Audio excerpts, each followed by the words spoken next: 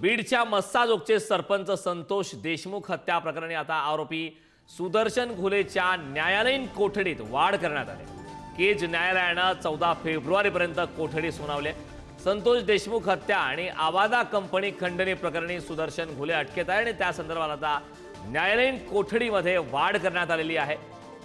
मस्साजोगचे सरपंच संतोष देशमुख हत्या प्रकरणात नवीन अपडेट समोर आहेत। बीडच्या या घटनेसंदर्भात आता सुदर्शन घुले यांच्या न्यायालयीन कोठडीमध्ये वाढ करण्यात आली।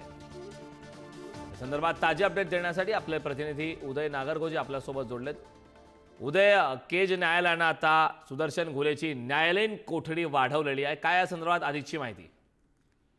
कारण आपण जर बघितलं तर संतोष देशमुख खून प्रकरणातील मुख्य आरोपी सुदर्शन घुले हा गेल्या काही दिवसापासून न्यायालयीन कोठडीत होता। त्याने आवादा कंपनीच्या अधिकाऱ्यास देखील खंडणी मागितल्याचा आरोप होता आणि त्या प्रकरणात गुन्हा देखील दाखल झालाय। आता त्याच प्रकरणात सुदर्शन घुलेला आज केजच्या न्यायालयासमोर हजर करण्यात आलं होतं आणि न्यायालयाने त्याला 3 दिवसाची पोलीस कोठडी सुनावली आहे। 14 तारखेपर्यंत तो आता पोलीस कोठडीत राहणार आहे। यापूर्वी मकोका प्रकरणात तसेच संतोष देशमुख यांच्या खून प्रकरणात 2 वेळेस सुदर्शन घुलेची पोलीस कोठडी घेण्यात आली होती।